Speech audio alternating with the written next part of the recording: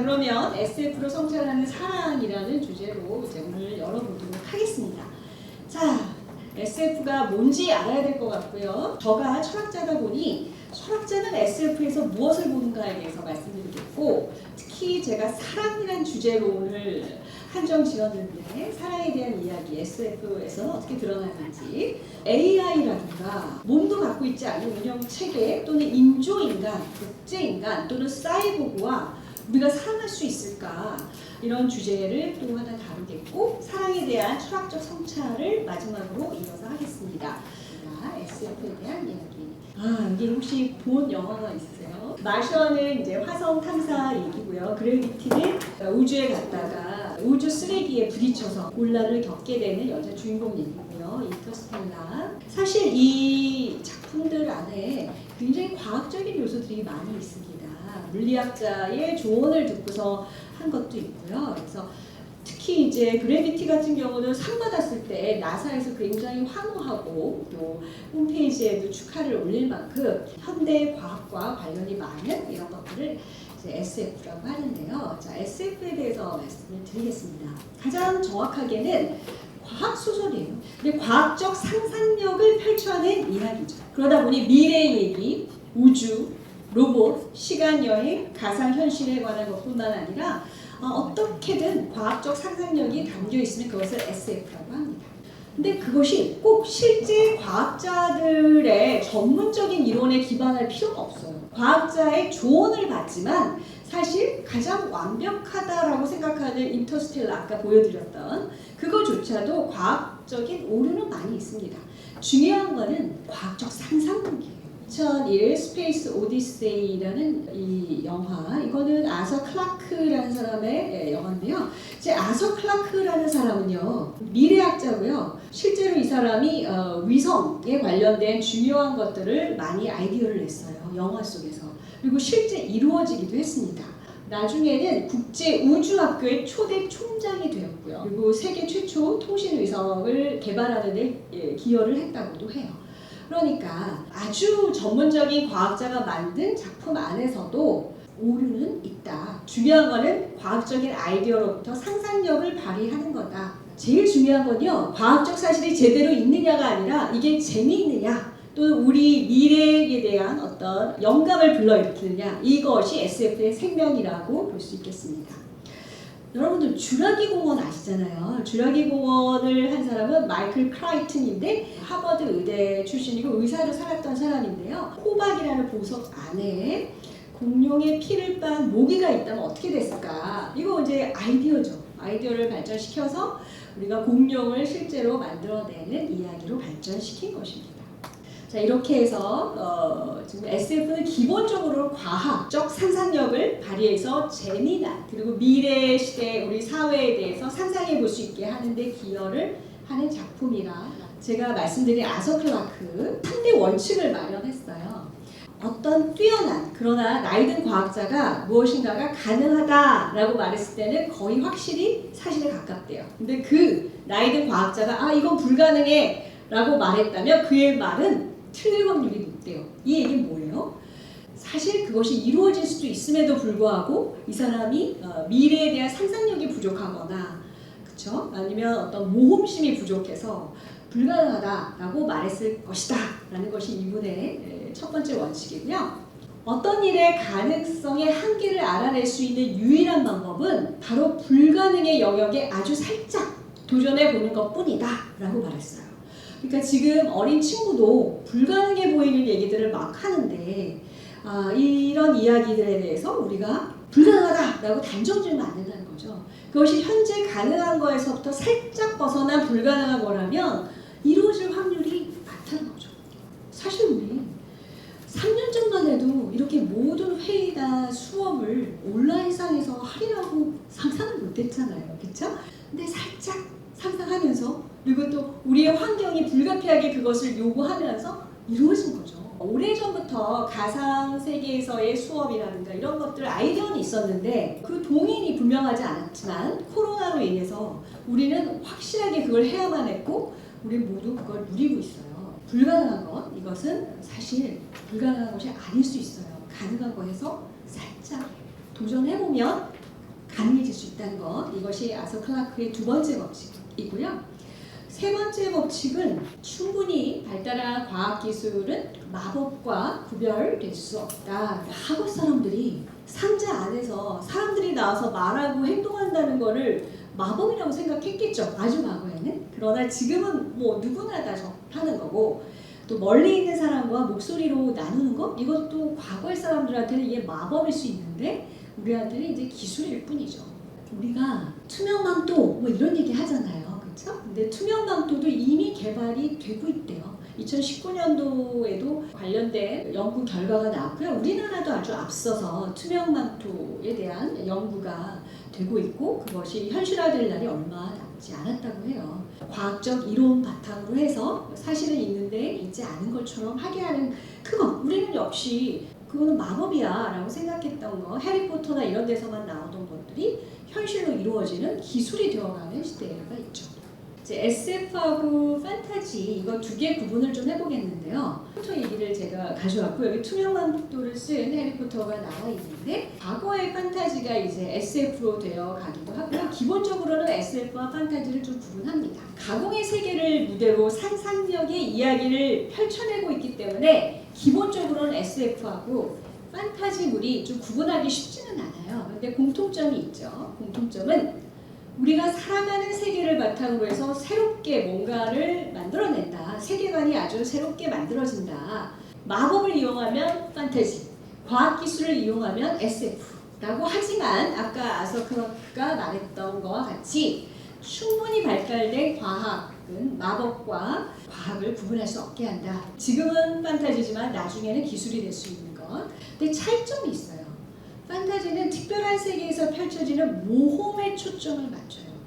반면 SF는 과학과 기술에 의한 세상의 변화에 초점을 맞춰요. 그래서 판타지는 이랬으면 좋겠다는 꿈과 희망이 펼쳐지는 이야기인 반면 SF는 만약에 이런 기술이 있다면 이런 세계라면 어떻게 될까라는 가능성의 얘기다 라는 점에서 구분은 좀 되고 있습니다.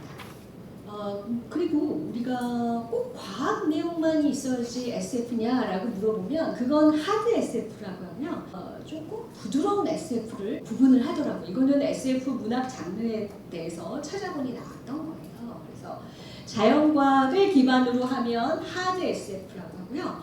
인문 사회과학을 기반으로 하면 소프트 SF라고 합니다. 그래서 하드 SF는 엄격한 이론적 설정과 묘사가 있어요. 실현 가능한 아이디어를 구현하기도 합니다.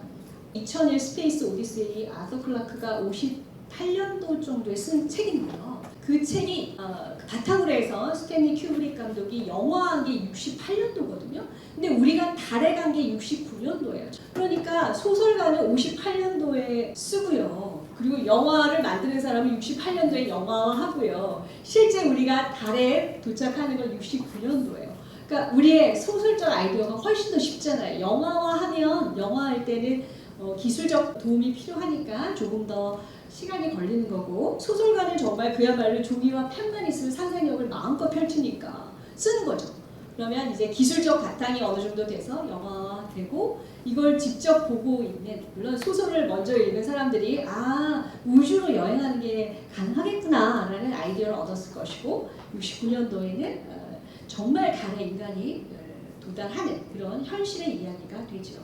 자, 이렇게 해서 SF의 얘기는 그냥 여기서 허무맹랑한 얘기를 끝나는 게 아니라 과학자들에게 또는 뭐 사회를 설계하는 정치가들, 교육자들에게 충분히 아이디어를 주고 그것이 언젠가 실현될 수 있다. 근데 이제 앞에 작품에서는 어떤 문제점이 드러나기도 하잖아요. 그러면 현실화하는, 실현시키는 담당하는 사람들은 이런 거 주의해야겠다. 이런 거 고려해서 얘기를 하게 되겠죠. 그래서 하드 SF에는 아까 말씀드렸던 인터스텔라 상대성 이론이 기본이 되고 있다고요. 아이로봇이라고 꽤 오래전에 나온 것인데 양자로 들어온 로봇이 인간이 되고 싶어하는 이야기가 나와 있어요. 이건 로봇공학 얘기고요. 매트릭스는 가상현실 그 시스템을 바탕으로 해서 만들어진 영화. 그래서 하드 SF인데 소프트 SF는 인문 사회과학이 반영된다고 했잖아요. 그래서 사회적 상황을 과장하거나 반대로 바꾼 현실과 좀 다른 세계를 무대로 사회적 상황을 상상해 보는 거예요. 작가의 정치, 사회적 의견을 표출하기 위해 사회나 인간의 본성을 성찰하기 위해서 소프트 SF들이 있습니다. 여러 선생님들께서 보시는 고전이라고 하는 조지 오웰의 1984 그리고 올덕 석슬리의 멋진 신세계 이런 작품들 고전인데 이것도 실은 SF죠.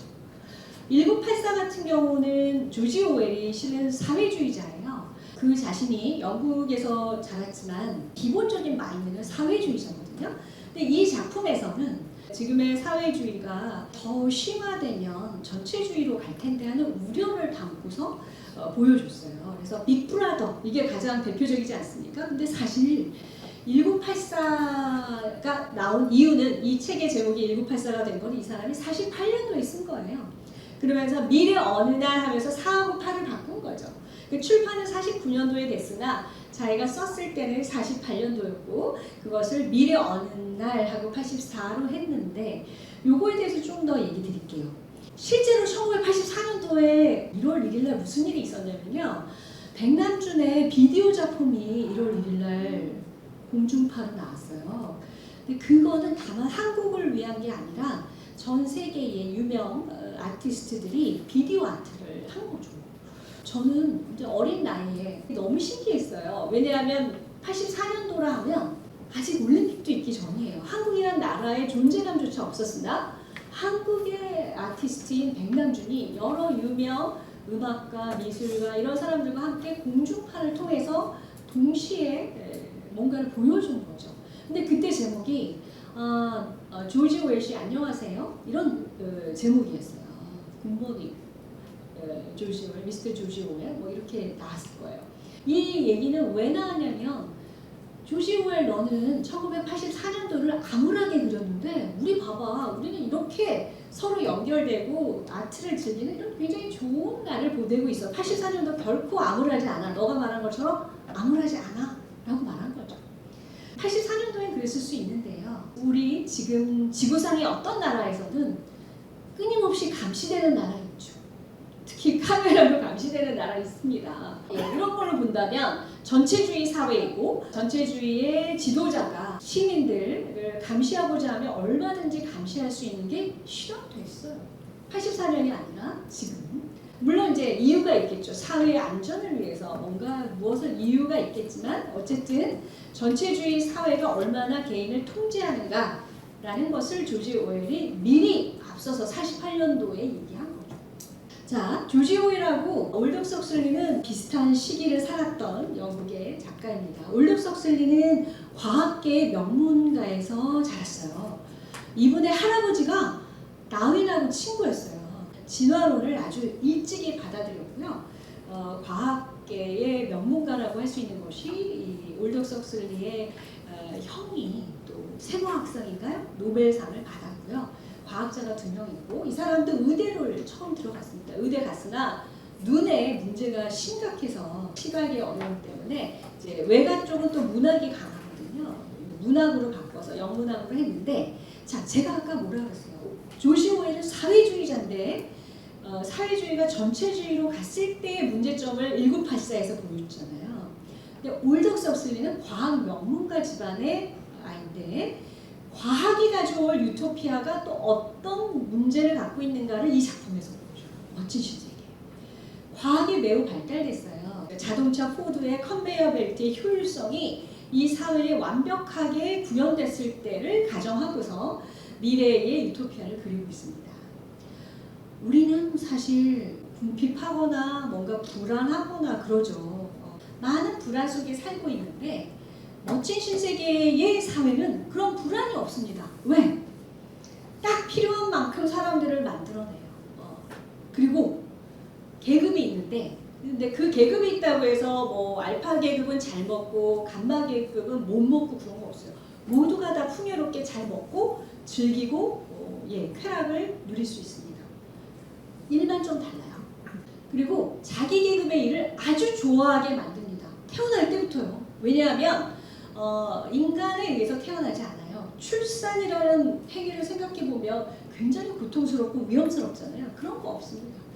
다 복제된 배아 상태에서부터 만들어내는데요. 그래서 딱 필요한 만큼 인간을 생산해내고요.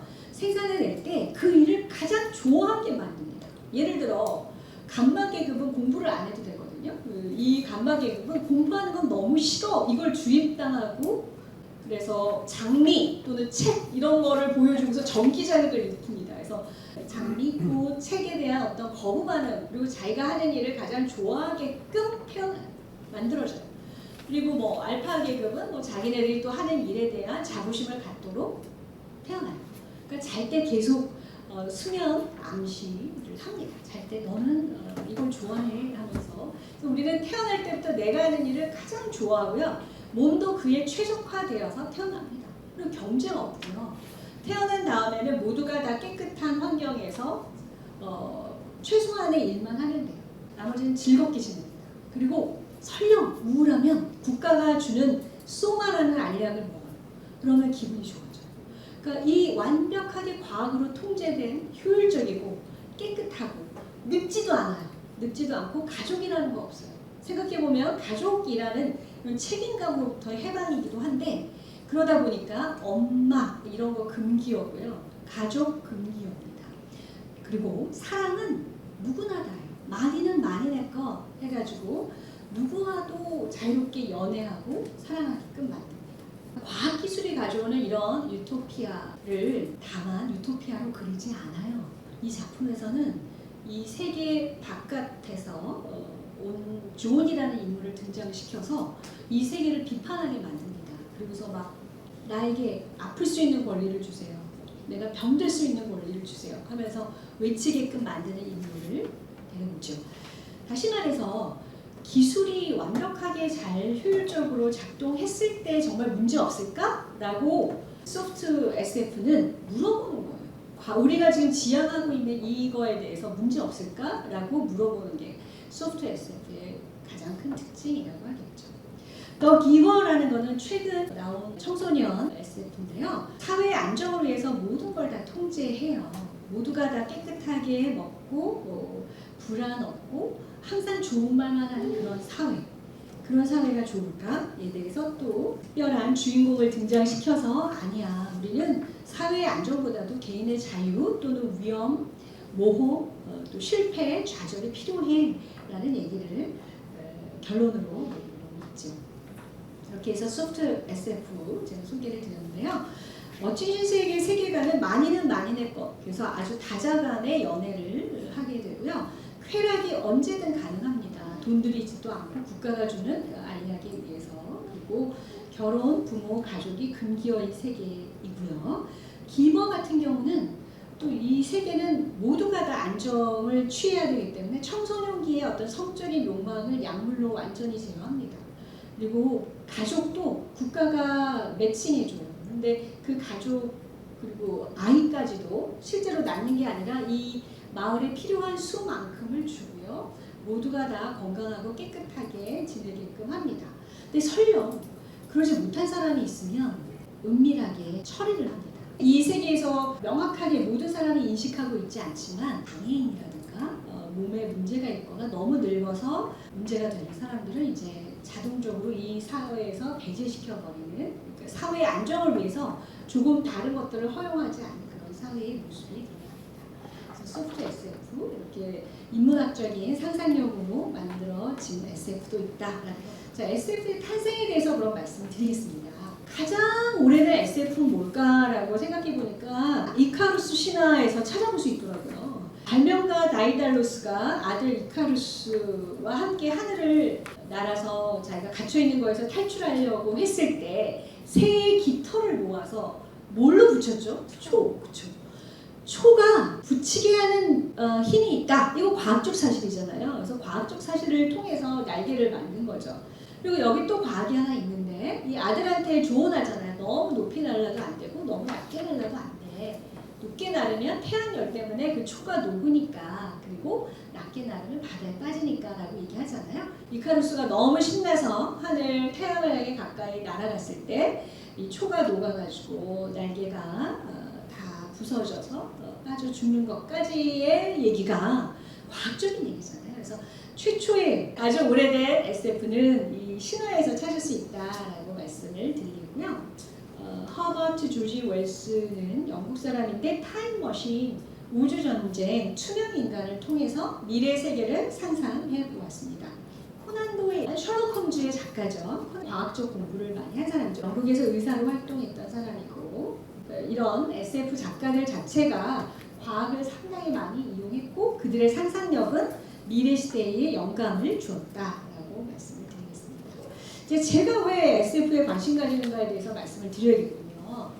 사실 저는 문학을 전공한 사람이 아니죠. SF는 더욱더 모른다고도 할 수 있습니다. 다만 미래 세대에 대해서 뭔가 상상해야 됐을 때 도움을 주기 때문에 SF에 제가 관심을 갖는 거고요. 엘벤 토플러 제3의 물결, 미래학자로 SF는 미래 사회학이야.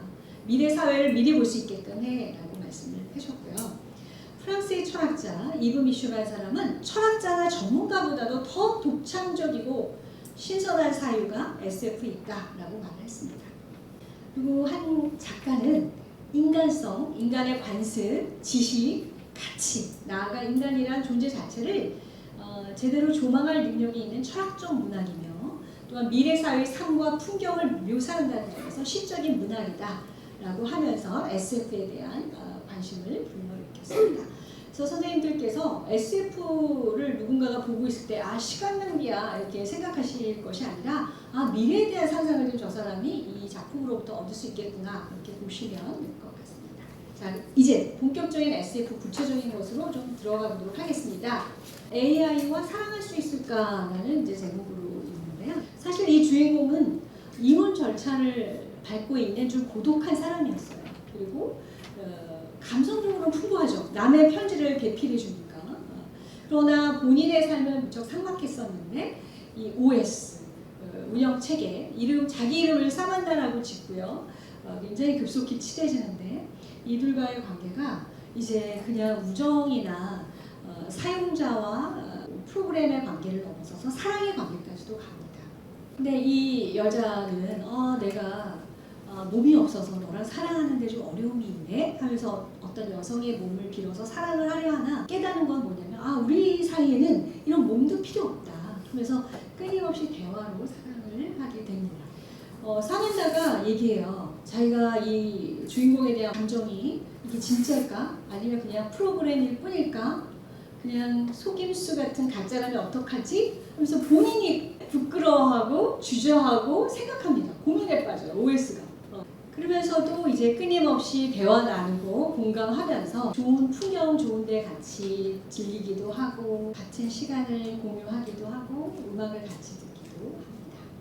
제가 몸이 없다는 거에 대해서 이 OS가 실망했다고 했잖아요. 근데 이제 나중에는 몸이 없다는 거에 대한 자부심도 갖게 됩니다. 처음에는 몸이 없다는 것이 너무 걱정되었는데 지금은 몸이 없다는 게 정말 좋아요.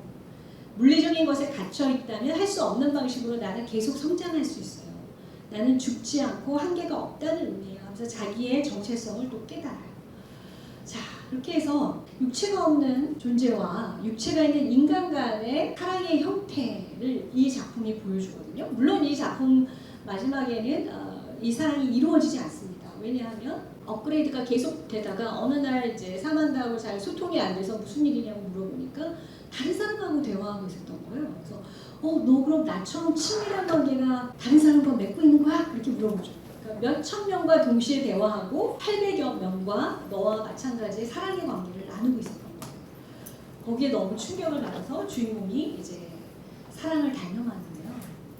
저는 여기서 되게 재밌었어요. 뭐냐 하면 사랑의 대상에 제한이 있을까를 저한테 물어봐요. 그러니까 그게 꼭 인간이어야 되는지 요즘은 인간도 꼭 이성이어야 되느냐 이것도 물어보는 사람들이 많죠. 이성이어야 되느냐 이게 과거의 물음이었다면 저는 사랑의 대상에 꼭 인간이어야 되는가 이런 물음을 이 영화가 제기하고 있다고 보고 있고요. 또 몸이 없잖아요. 몸이 없는 형체와 사랑할 수 있는가 이 부분도 있었고요. 또 마지막 부분에서 이 사만다가 나 여러 사람하고 동시에 사랑해 라고 얘기했을 때 이 남자의 충격, 굉장히 절망하게 되거든요. 여러 사람과 동시에 사랑할 수 있을까? 아니면 그건 사랑이 아닐까? 실은 사만다는 이 세계에 넘어서서 죽은 자하고도 대화를 나누고 다른 차원, 우리와는 다른 차원의 세계와 이제 발전돼서 소통하는 것으로 나오고 있거든요. 그래서 우리 인간의 한계가 있죠. 인간은 이 세계 안에서 시간과 공간에 매여 있고 살아있는 사람과 대화할 수 있고 등등의 어떤 한계들이 있는데 이 작품은 그 한계를 뛰어넘는 다른 차원과의 소통을 보여주고 있습니다. 글쎄요, 나의 마음을 가장 잘 이해하고 내가 원할 때 언제나 나와 대화할 수 있고 또 본인만의 개성을 가진 그 자기의 의견을 나에게 말해주고 내 말에 반응을 하고 그 프로그램화된 것이 아니라 독자적으로 그런 대상이라면 사랑할 수 있을까 없을까? 이건 저한테는 굉장히 큰 관심거리로 다가왔습니다. 특히 이제 사랑에 치인 사람들, 또 연애 한두 번 실패하고서 그런 사람들 또 하나 가능성이 있어요. 제가 이번 학기 보니까 한 2년 넘게 코로나로 줌으로만 수업한 학생들을 만나다 보니 직접 대면으로 말하는 걸 굉장히 어려움을 겪는 학생들을 만났거든요. 아주 극소수긴 하지만 그런 친구들한테는 이런 프로그램이 뭔가 자기에게 더 자기를 자유롭게 표현할 수 있게 하지 않을까 하는 생각도 하게 됐습니다. 또 하나, 이건 아이작 아시모프의 영화인데요. 아시모프는 그 자신이 과학자죠. 그리고 500여 권의 책을 남긴 사람이에요. 이 사람은 뉴욕 출신인데요. 자기가 태어난 곳을 거의 벗어나지 않고 계속 글만 썼던 사람이고 아이작 아시모프에 대해서 가장 유명한 거는 이제 로봇의 3대 법칙 이것을 작품 속에서 드러냈는데 지금 모든 세계가 그 3대 법칙을 정말 법칙으로 받아들이고 있습니다. 여기서 책 제목이 200살을 산 사람이라는 뜻이에요. 그래서 이제 처음에는 가사 도우미로 로봇이 와 있는데 앤드류라는 이름이 붙여진 아이인데요. 이걸 조립하는 기사가 샌드위치 먹다가 마요네즈가 페로의 중요한 부위에 떨어져서 고장이 났는지 얘가 창작을 합니다. 그래서 창작하는 로봇이고요. 감성적으로도 굉장히 탁월한 아이예요. 얘는 이 집안의 두 번째 아가씨를 좋아하게 돼요. 서로 굉장히 호흡이 잘 맞고 그런데 이 아가씨가 자라나서 결혼을 하니까 굉장히 실망을 하게 되고요. 뭔가 창작을 한다고 했잖아요. 가구도 만들고 뭐도 만들고 했을 때 이 집의 주인 마틴이라는 주인이 자기가 만든 작품에 대해서 소유권을 인정합니다. 그래서 통장에 돈도 굉장히 많이 생기고 나중에는 자기가 자유를 얻어서 떠나요. 유기체가 되고자 이렇게 수술을 받습니다. 유기체처럼 피부나 이런 것들이 유기체처럼 만들게 되고요. 오래오래 세월이 흘러서 집에 도착했을 때 아가씨는 이제 할머니가 됐고 아가씨 손녀가 이제 포샤라고 아가씨와 똑 닮은 모습이 있습니다. 그리고 사랑을 하게 되죠. 둘 다 함께 사랑하게 됩니다. 그런데 이제 둘 간의 결혼이 로봇과 인간 간의 결혼이 허락되지 않으니까 법정에 서서 자신을 인간으로 인정해 달라는 소송을 걸게 되죠.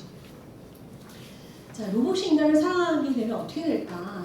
아이작 아시모프의 바이센테니얼맨 1976년도에 쓴 거예요. 작품은 1999년 로베르 윌리엄스가 이 주인공으로 나왔죠. 99년에 영화가 됐는데 76년에 가사 도우미 로봇이었던 앤드류가 이제 인간처럼 모습을 갖게 되고 얘는 이제 돈도 많기 때문에 매번 고장난 장치를 고치고 하면 평생 살 수 있지만 포샤를 사랑하게 돼서 포샤도 늙어가니까 포샤가 죽을 때 같이 늙어서 죽는 것을 선택하게 됩니다. 유기체로서의 삶을 선택하게 되고 죽음을 선택하게 됩니다. 기계가 사랑을 위해서 자기의 모든 것을 종료할 수 있게끔 하는 것 이것이 바로 사랑이 아닐까? 이런 생각이 들어서 가져왔습니다. 로봇의 3대 원칙 이것은 문학에서도 과학에서도 철저하게 받아들이고 있는 아시모프의 로봇의 3대 원칙입니다. 로봇은 인간에게 해를 입혀서는 안 된다. 위험에 처한 인간을 모른 척해서도 안 된다가 첫 번째 원칙이고요. 두 번째 원칙은 일에 위배되지 않는 한 인간의 명령에 복종한다. 그러니까 너 누구 죽여 그러면 안 되는 거죠. 일을 어기게 되니까. 그래서 1과 2에 위배되지 않는 한 로봇은 로봇 자신을 지킨다라는 로봇의 3대 원칙. 이것은 뭐 여러 선생님들께서 앞으로 로봇을 만나는 모든 순간 이 3대 원칙은 다 적용된다라고 보시면 되겠습니다.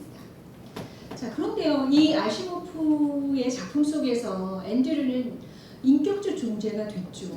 이제 철학자들은요, 기계가 인격적 존재가 될 수 있는가에 대해서 심각하게 묻고 있습니다. 지금 문학 작품에서 그냥 얘기된 거 이상으로 미래학자, 철학자, 여러 분야의 사람들이 기계가 인격적 존재가 될 수 있는가에 대해서 진지하게 묻습니다. 도덕 공동체 이론이 될 수 있는가 묻고요. 우리는 인간과 감정적으로 상호작용하는 그 AI 로봇을 어떻게 관계 맺어야 할까를 중요한 문제로 삼고 있습니다.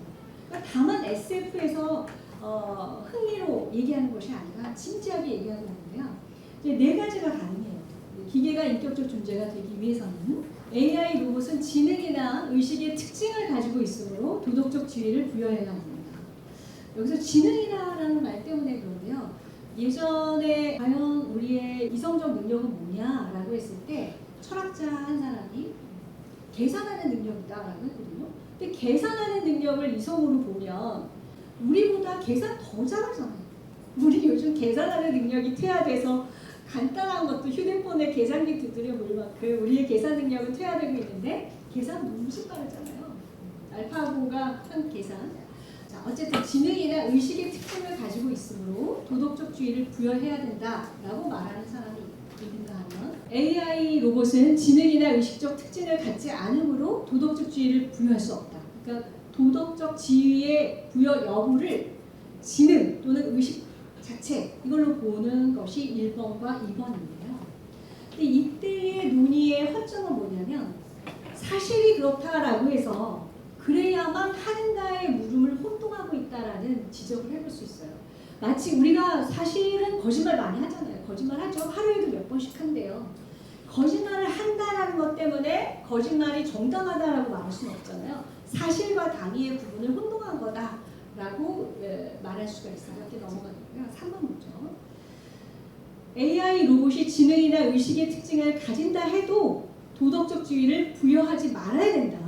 얘가 아무리 똑똑하고 얘가 심지어 아주 아름다운 작품을 감상하는 의식조차 있다 할지라도 우리는 도덕적 지위를 부여하지 말아야 된다라고 말할 수 있어요. 그런데 이렇게 말하기에는 우리가 다른 인간을 대할 때 저 사람이 마음이 있는데 이 사람에게 도덕적 지위를 부여 안 하는 것 굉장히 마음에 걸리는 일이죠. 또는 동물들도 얘네가 아픔을 느끼는데 얘를 고통스럽게 하면 우리가 마음이 걸리지 않습니까? 그런 것처럼 다른 인간이나 동물을 대우하는 기존의 가치관과 충돌해서 3번이 조금 곤란해요. 지금 3번 같은 경우는 AI 로봇이 지능이나 의식을 가졌을 때 도덕적 지위를 부여하지 말자라고 말하는 건 우리의 양심에 좀 걸린다라는 거고요. 네 번째 거거든요. AI 로봇이 지능이나 의식의 특징을 갖지 않더라도 도덕적 지위를 부여할 수 있다라는 입장이 있는데 이거는 또 선생님들께서 많이 또 거부 반응을 받으실 수 있어요. 왜 AI에게 도덕적 지위 또는 인격적 지위를 부여하지?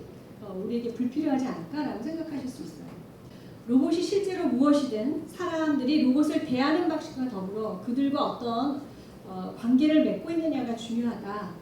그래서 우리와 좀 소중한 관계를 맺고 있다면 도덕적 지위 또는 인격적 지위를 줄 수 있다라고 말하는 그런 부류인데요. 소니사에서 애완 로봇 아이보를 2006년도에 만들었는데 얘가 폐기돼야 될 상황이 왔어요. 아이보를 위한 합동 장례식이 열렸어요. 일본에서.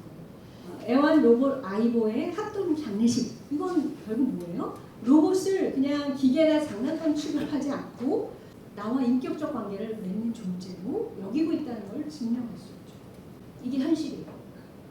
그리고 그 옆에 보스턴 다이내믹이라는 회사 앞에서 직원이 이 로봇을 엄청나게 학대했어요. 이 학대하는 사건이 기사화됐고요. 근데 사실 이게 가짜 행위였다고는 해요. 사람들에게 관심을 불러일으키기 위해서. 괜히 그냥 자기 회사의 로봇을 패지는 않았을 거 아니에요. 근데 이 영상을 본 많은 사람들이 이거에 대해서 비판하기도 하고 로봇인데 어때? 라고 얘기하기도 해서 굉장히 큰 논쟁을 불러일으켰습니다. 로봇의 학대를 멈춰라! 로봇의 생명도 중요하다! 이런 식의 캠페인과 여론들이 생겼다고 합니다. 이게 지금 현실에 있는 얘기입니다. 이 사람은 중국의 로봇 공학자예요. 이 사람이 몇 번의 연애 실패 이후에 자기가 결혼할 대상 잉잉이라는 이름을 붙여서 개발했습니다. 그래서 결혼했대요. 결혼식을 올렸대요. 물론 법적인 것까지 보호받느냐 이건 모르겠는데요.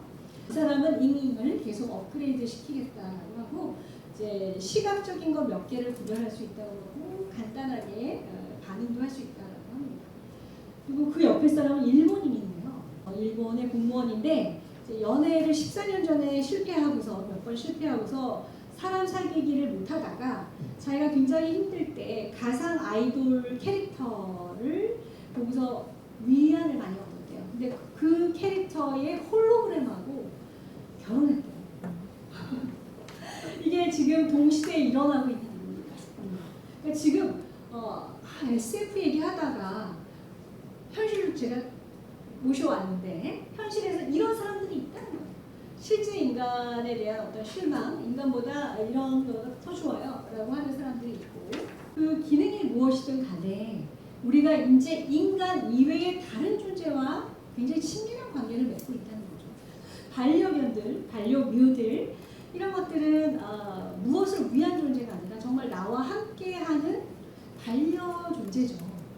근데 이때 반려가 동물에서 이런 AI라든가 아까 허에서 봤던 프로그램이라든가 홀로그램이라든가 이런 걸로 지금 계속 발전하고 있어요. 우리한테는 낯설죠. 그렇지만 미래 세대의 사람들한테는 이것이 조금 더 가까이 있을 수 있다라는 것을 말씀드립니다. 여러 SF에서 다른 존재와의 사랑을 보여줬는데요. 사랑에서 어떻게 사랑을 보는지에 대해서 말씀을 드리고자 합니다. 몇몇의 사람을 여기 소개하겠는데요. 아테네 합당이라는 벽화 속에 가장 중앙에 플라톤과 아리스토텔레스만 있습니다. 그래서 플라톤, 아리스토텔레스 얘기를 드리겠고요. 그 끝에 이제 프롬에 대한 얘기를 좀 더 집중적으로 얘기하겠습니다. 공감은 이제 남의 감정, 의견, 주장에 자기도 그렇다고 느끼는 거죠. 우리는 공감받고 싶어합니다. 우리가 고립되어 있지 않고 세계와 인류와 다른 사람과 연결되어 있다는 사실을 알기 위해서 공감받기를 원하죠. 공감을 받는 사람은 자신이 한 사람으로서의 수용, 내가 지금 받아들여주고 있다, 돌봐주고 있다, 또 나의 가치를 인정받고 있다 이렇게 자각하고 있기 때문에 공감은 오늘날 굉장히 중요한 가치가 됩니다. 동양에서도 이제 공감을 말해줄 수 있는 것이 측은지심, 맹자의 측은지심, 태어날 때부터 가지고 있다라고 본 건데요. 물가에 어린아이가 있을 때 누구라도 가서 도와주려 한다 이런 마음이죠. 성선설의 기본인데 우리 부모 자식 간에 가지고 있는 그 측은지심이 온 세상의 부모에게 다른 인류 모두에게 이제 확대되는 것을 원하는 게 이제 맹자의 철학이었고요. 공자도 역시 인이나 서 이 단어가 사랑을 얘기하고 있습니다. 그래서 동양에서도 사랑은 중요한 가치로 여겨졌는데요. 이제 제가 공부한 내용에 이제 조금 더 비추어서 서양의 철학자들이 어떻게 사랑을 얘기했는지 말씀드리겠습니다. 플라톤의 대화편 향연을 보면 향연에는 몇몇의 사람들이 모여서 에로스 신에 대한 얘기를 합니다. 이 대화편 향연의 특징이 뭐냐면 여러 친구들이 각각의 에로스 신의 기원을 얘기하면서 사랑에 대해서 얘기하는 담론이에요. 그래서 대화편이죠. 애초에 인간이 이랬답니다. 이렇게 등이 붙어 있고 손발이 2개 다 있어요.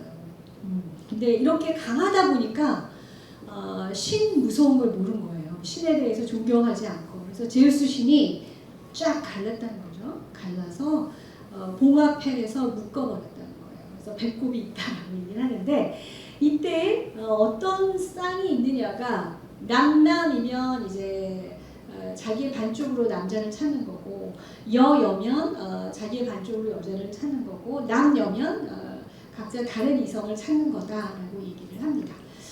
여러분들이 의외로 생각하시겠지만 고대 그리스에서 동성애는 굉장히 자연스러운 거였거든요. 그래서 그러다 보니까 그 대화편에도 이렇게 자연스럽게 나옵니다. 그래서 이때 에로스 신이 탄생했다. 늘 내 반쪽을 갈망하는 것. 나 혼자로는 뭔가 부족하고 나의 완전한 반쪽을 찾고자 하는 그런 열망의 신이 이 에로스다라고 얘기를 합니다. 이거는 이 향연에서 주된 입장은 아니고요. 우리가 흔히 생각하는 나의 반쪽은 어딨지? 라는 말에 해당하는 말이라서 제가 가져왔고 이제 플라톤 얘기를 해보겠습니다. 플라톤이 에로스를 어떻게 보고 있는지에 대해서 말씀드릴게요. 대화편은 플라톤이 쓴 건데 주인공은 소크라테스로 등장합니다. 내가 들은 에로스 신의 탄생에 대해서 말씀드리겠습니다 라고 하면서 얘기를 하죠. 그러니까 우리가 알고 있는 신화하고는 조금 다 다른 거예요. 그 대화편 플라톤이 직접 만든 거니까. 그때 에로스 신은 어떤 거냐면 아프로디테, 그러니까 비너스의 생일 파티였어요. 거기에 여러 신들이 초대됐었는데요. 그래서 모두가 즐겁게 마시고 놀고 나서 포보스라는 남자 신이에요. 근데 이 신은 부자고요. 방책이 많아요. 지혜롭고요.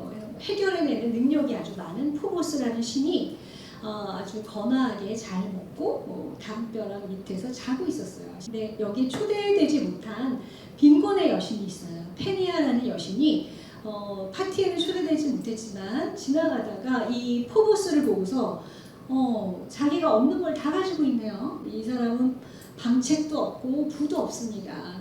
이 페니아가 포보스를 품에 안고 낳은 아이가 에로스다라고 얘기를 합니다.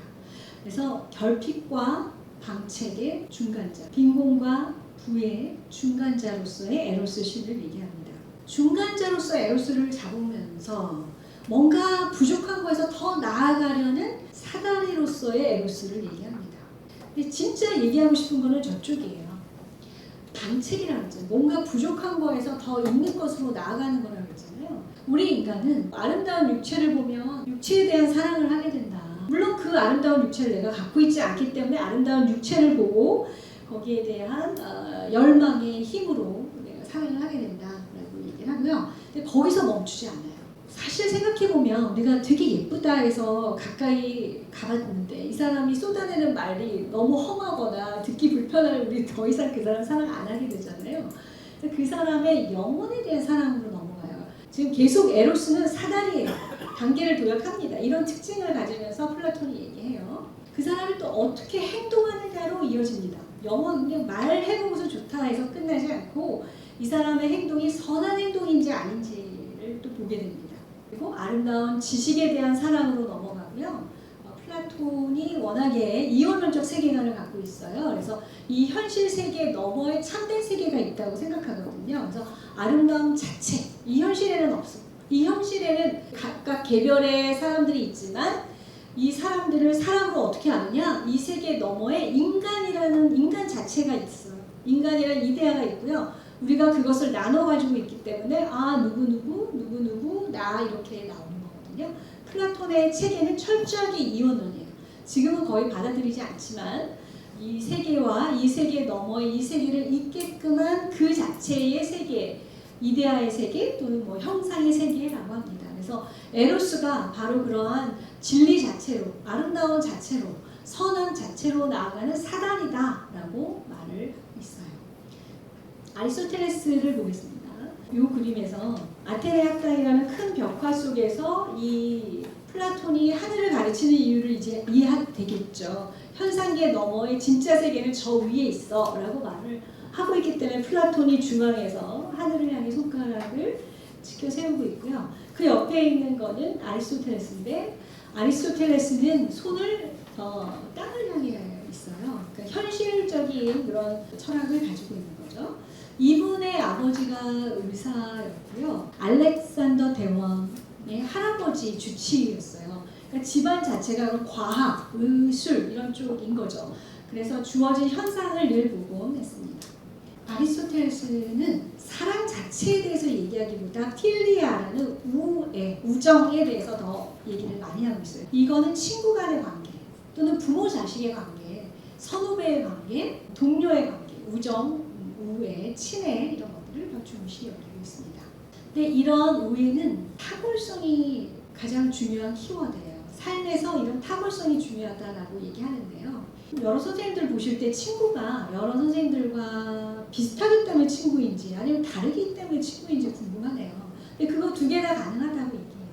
유사성의 근거에서는 까마귀는 까마귀끼리 모인다. 비슷한 것은 비슷한 것을 추구한다라는 의미에서의 우애도 가능하고요. 서로 다른 것들을 추구하다 보니 우애가 더 돈독해지는 경우도 얘기합니다. 그러면서 옹기장이들은 옹기장이들을 반가워하지 않기 마련이다. 서로 달라도 친구가 될 수 있고요. 서로 같아도 친구가 될 수 있다라고 근데 제가 왜 이 우애를 가져왔냐면 무생물, 우리 앞서 말한 SF에서 나온 그 무생물의 대상도 우애의 대상인가? 라고 이 사람이 묻고요. 거기에 대해서는 우애 가능하지 않다라고 얘기해요. 그러니까 SF를 통해서 제가 소개했던 것들이 아리스토텔레스 철학에 의하면 그거는 우정 가능하지도 않아. 이렇게 얘기하죠. 사랑은 물론이려니요. 우정도 가능하지 않아. 다만 애호가 있을 뿐이야. 좋아함이 있을 뿐이야 라고 얘기합니다. 무생물은 상대에 대해 호응하는 사람이나 또는 상대방이 잘 되기를 바라는 마음이 없기 때문이라고 얘기합니다. 근데 아리스토텔레스는 지금의 과학의 발전을 몰랐으니까 이렇게 얘기할 수 있을 것 같고요.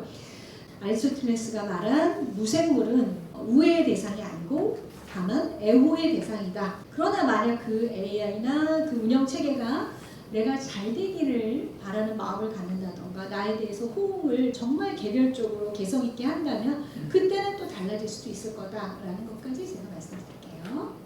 친구 간의 우정을 잘 가지려면 친구가 잘 되기를 바라는 선의가 있어야 돼요. 그리고 이 선의를 서로 알고 있어야 됩니다. 근데 그러지 못한다면 성립하지 않는다라는 얘기를 했고요. 우정의 계기에 대해서 말해요. 먼저 뭔가 이로와 얘랑 있으면 맛있는 것도 먹게 되고 얘랑 있으면 어려운 문제도 같이 풀리고 뭔가 이로와 또는 뭐 사업하시는 분이라면 사업상의 어떤 이익도 있고 이런 우애 있을 수 있죠. 즐거움을 추구하는 우정도 있을 수 있죠. 얘랑 있으면 즐거워. 그냥 보는 것 자체가 즐거워. 아주 우리 어린 나이 때의 친구들 같이 있는 게 그냥 좋아서 사귀는 거죠. 근데 이런 우정에 대해서는 나쁜 건 아닌데 얘는 우연적이야 라고 말합니다. 왜냐하면 이익을 서로 주고받는 친구들 사이에서도 어떤 변화에 의해서 더 이상 이 친구랑 있는 게 이익이 없다면 더 이상 그 관계가 유지되지 않을 것이고 즐거움을 이유로 친한 친구일 경우도 어떤 이유에서도 우리 살다 보면 더 이상 즐겁지 않을 수 있잖아요. 그 사람하고 있는 게. 그 사람이 갑자기 파산을 했다거나 병들었다거나 해서 예전처럼 함께 즐겁게 놀 수 없는 관계일 때 또 우정이 유지되지 못한다면 이건 우연적인 거예요. 지금 모든 조건이 갖춰졌기 때문에 이것이 유익하기도 하고 즐거움을 주었던 것이다. 그래서 이런 우연적이다라고 얘기하고요. 지속적인 우정은 탁월성에서 얘기해요. 탁월성. 가장 좋은 우애는 어디 있느냐? 그 사람의 덕을 보고서 친구하는 경우예요. 이 사람은 너무 정직해서 좋아. 이 사람은 정말 남을 배려할 줄 알아 하는 이 사람의 탁월성에 근거해서 우정을 갖게 되면 이것은 뭐 쉽게 생기거나 또 잃어버리거나 하는 그런 요소가 아니기 때문에 이러한 탁월성은 지속적인 우정을 가능하게 한다라고 얘기를 합니다. 그래서 우정에 대해서 한번 생각해 보게 하는 말들을 주는 것 같아요. 나는 내 친구를 과연 뭐 때문에 친구로 삼는가 또는 저 친구는 나의 무엇을 보고 친구로 삼는가라고 생각했을 때 탁월성, 뭔가 덕의 요소죠. 그것을 완전한 우애라고 얘기합니다. 근데 이런 건 드물다고 얘기해요. 아주 많은 친구들과 사귈 수가 없어요. 왜냐? 탁월성에 이른 사람 자체가 소수이고요. 또 시간과 많은 만남이 이루어져야 되기 때문에 시간이 오래 걸려요. 그렇기 때문에 소수이고요. 굉장히 많은 시간을 필요로 하기 때문에 이거는 드물다라고 얘기합니다. 그리고 우애는 사랑받는다기보다는 주는 데 있다라고 얘기를 해요. 그래서 자녀에 대한 부모의 사랑을 또 우애의 또 전형적인 형태로 보고 있습니다. 그래서 사랑의 유형 중에 우애 형태로서의 필리아로서의 사랑을 말씀드렸고요. 선생님들은 요즘 사랑하는 게 쉬우신가요? 사랑하는 거 어떠신가요? 어떤 점에서 사랑이 어려우신지 궁금합니다. 앞서 SF의 모든 인물들이 어땠어요? 힘든 상황이었어요. 다른 인간과 인간적인 사랑을 나누기 어려운 거였잖아요. 그래서 저는 오히려 더 이제 인간적인 사랑에 대해서 집중해서 말을 드리고 싶었던 거예요. 그러니까 저는 사랑이 굉장히 중요한 가치라고 생각해요. 제가 뭔가를 한다면 그 하는 행동의 근본적인 동기는 사랑이더라고요. 그래서 선생님들과 함께 중요한 가치라서 얘기하고 싶어서 사랑이라는 주제를 얻었고요. 인간적인 사랑에 대해서 조금 더 집중해서 얘기를 하고 싶었어요. SF의 많은 인물들이 사랑에 대해 실패한 이후 이렇게 생겨난 일들이라서 사랑에 대해서 왜 힘든가에 대해서 먼저 얘기를 좀 보겠습니다. 실은 사랑한다고 하지만 그게 상대를 사랑하는 것이 아니라 자기가 만들어낸 환상을 사랑하는 것일 수 있어요. 그래서 그 환상에 못 미쳤을 때 실망하고 좌절하고 열정이 휩싸일 때는 그 열정이 충족되면 또 권태로워지죠. 또는 열정이 채워지지 않으면 갈급함으로 괴로워하죠. 열정이 채워져도 문제고 채워지지 않아도 문제입니다. 사람들과의 관계 맺는 게 어려워요. 이웃하고도 관계 맺는 게 어렵고 회사 안에서 또는 주변 사람들하고도 어떻게 말을 트고 그 관계를 건강하게 오래 유지하는가 잘 몰라요. 우리 사회가 또 쉽게 물질로 환산하지 않습니까? 특히 이제 배우자 선택할 때 물질적인 비교를 통해서 상대에 대해 인간적인 우정의 관계를 맺을 때도 그 사람의 능력, 그 사람이 가지고 있는 것 가치로 환산해 가면서 보고 있기 때문에 필리아, 친애, 우정조차 좀 갖기도 힘들지 않은가. 그리고 사랑보다는 현실에서의 안정감이 더 중요해서 너무 가난한 사람이면 안정감이 없을까 봐 포기한다거나, 그리고 무엇보다도 우리가 무척 이기적인 생활을 하고 있잖아요. 다른 사람보다 나 자신이 더 우선이어서 등등의 이유에서 우리는 사랑이 참 힘들다. 제가 말씀드린 거는 이제 에리 프롬의 책에서도 현대인이 왜 사랑하기 힘든가라는 얘기를 하고 있습니다. 자, 에리 프롬은 독일계 미국인이고요. 넓게 보면 철학자지만 사회심리학자로 더 알려져 있고요. 사랑의 기술이라는 책이에요. 1956년에 쓴 책인데요. 여기서 이제 기술이 아트거든요. 아트가 고대 개념에서는 기술과 예술 모두를 포괄하고 있었어요. 사랑이 예술이라고 하면 더 멋있었을 텐데 기술이라고 번역을 했죠. 많은 사람들이 사랑은 이론이 필요 없다고 생각하고 어떤 실천하고 익히고 습득해야 되는 걸로 생각하지 않는다. 기술로 생각하지 않는다. 이걸 안타까워해요. 근데 사랑은 한눈에 해가지고 뭔가 빠져버리는 것, 감정에 빠져버리는 것이라고 생각한다. 그 열정의 상태. 그러나 아까 말씀드렸듯이 열정의 상태는 오래 지속되지 못하잖아요. 그것이 충족된 후 시간이 지나면 권태로워지거나 그것이 채워지지 못했을 때 굉장히 괴로워하는 정도잖아요. 그래서 많은 사람들이 사랑을 시도하고 실망하고 시도하고 실망하고 이걸 바탕으로 아예 회피하거나 아예 사랑을 포기하는 경우까지도 있다. 그래서 자기는 난 사랑에 대한 이론을 소개할 거고 이 이론을 열심히 숙달시키도록 훈련을 하세요. 그러고 나서 이제 사랑을 하세요라고 말을 하고 있습니다. 이 사람이 말하는 사랑의 기본 요소는요. 이 네 가지 요소가 있어야 된다고 생각해요. 보호하는 마음이 있어요. 그 생명과 성장에 대한 적극적인 관심이 있어야 돼요. 선생님들 지금 이 네 가지 기본 요소 잘 짚어보시면서 선생님들께서 하시는 사랑 안에 이 네 가지가 다 충분한지 한번 살펴보세요. 그리고 책임을 져야 돼요. 그의 필요에 응답할 준비가 된 상태인가. 사실 우리 엄마, 갓난아기를 돌보고 있는 엄마의 마음이 여기에 다 들어있는데 아이가 울면 왜 우는지 책임감을 가지고 응답할 준비가 늘 되어 있죠. 그리고 그 아이를 보호하려 하죠. 지식이 필요합니다. 주변에 머물지 않고 핵심을 파고든 알미 필요하다. 상대에 대해서 모르고 나의 환상만 키운 다음에 그 환상을 사랑하는 경우 실패하는 상황이 될 수 있다. 그리고 존중이 있어야 돼요. 많은 경우 존중을 빠뜨리시는 것 같아요. 그의 독특한 개성을 인정하는 능력. 사실 제가 필로소피 그 말 안에 이 존중이 있는데요. 필로소피라는 말 안에는 필로스하고 소피아가 함께 만들어낸 말이잖아요. 근데 소크라테스가 활동하던 당시에 가장 인기 있고 돈 많고 유명한 사람은 소피스트들이었어요. 여러 선생님들 교과서에서 소피스트 그러면 괴변론자, 나쁜 사람들 뭐 이렇게 아실 텐데 당시에는 내가 지식을 가지고 있어 라고 생각하는 사람들이에요. 내가 지식 가지고 있으니까 와서 나한테 배워, 돈 떼고 배워 이렇게 말하는 사람들인데 소피스트들은 지식을 가르쳐줬어요. 당시 직접 민주주의였기 때문에 재판에서 이기게끔 하는 변론수를 가르쳐주는 데는 많은 부자가 될 수 있는 요소였죠. 반면 소크라테스는 나는 그런 거 없어. 내가 알고 있는 건 내가 모른다는 것밖에 없어 라고 말하고 자기는 필로소퍼예요. 필로스, 사랑이고요. 소피아, 지혜를 사랑하는 자예요. 지혜를 사랑하는 자와 지혜를 소유한 자의 차이를 소크라테스가 보여주고 있는데요.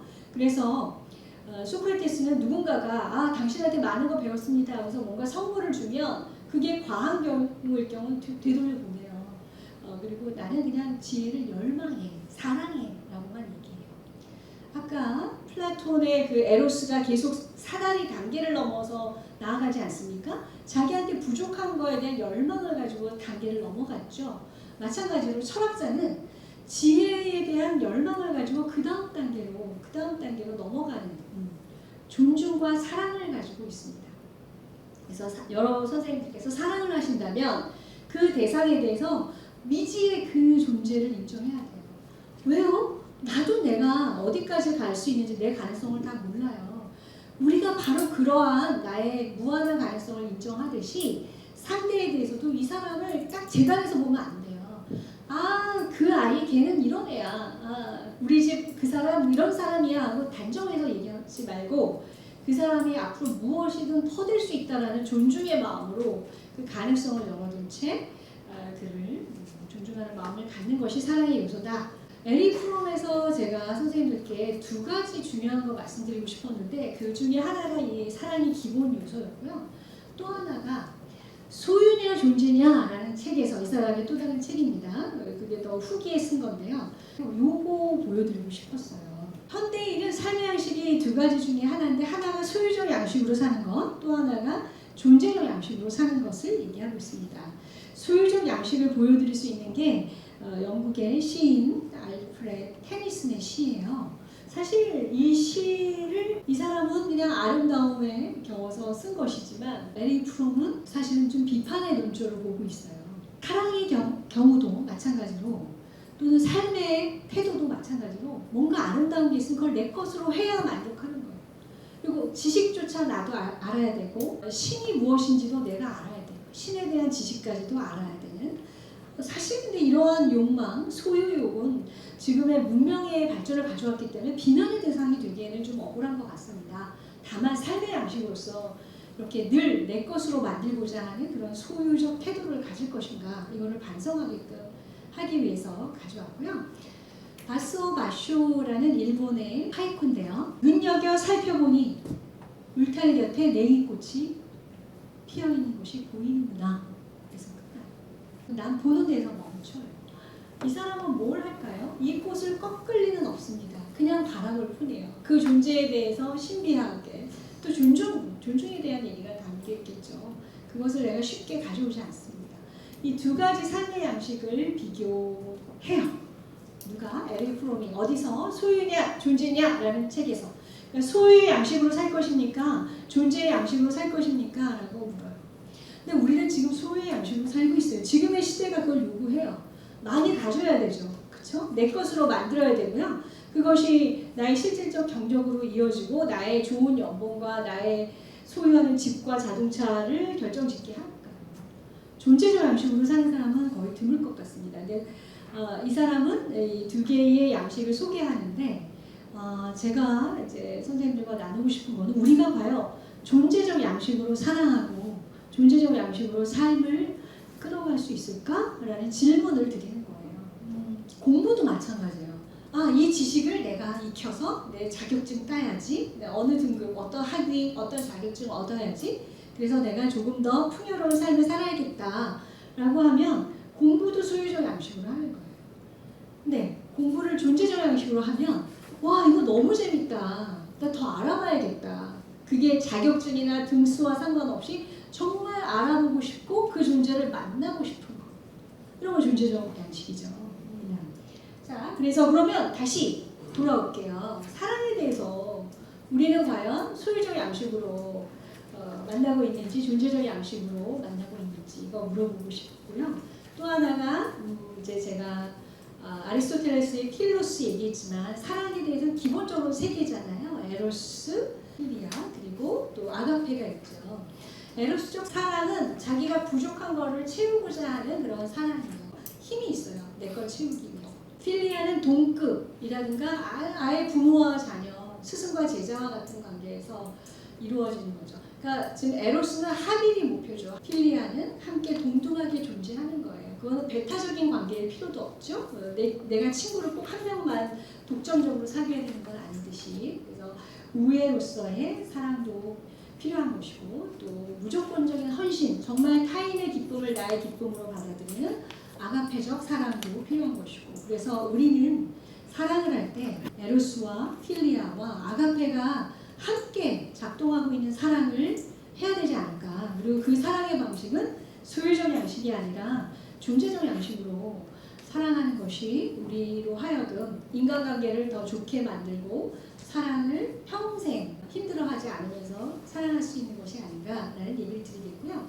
그런 측면에서라면 앞서 본 SF 속의 그 불완전한 사랑, 지금은 불완전하다라고 얘기를 드릴 수밖에 없는데요, 제가. 왜냐하면 그들이 나의 행복을 진심으로 바라는지, 나를 진심으로 존중하는지가 아직 확인되어 있지 않기 때문에 SF에 드러난 여러 종류의 관계들은 좀 불완전하지 않은가. 이런 불완전한 관계로 도피하는 모습들은 바로 우리가 제대로 된 사랑을 익히지 못해서, 이론적으로 또는 습득하지 못해서 생겨난 문제가 아닌 것인가 라는 것으로 이제 제가 드리고 싶은 얘기를 여기까지 드리겠습니다. 오늘 함께 해주셔서 감사합니다. 수고하셨습니다.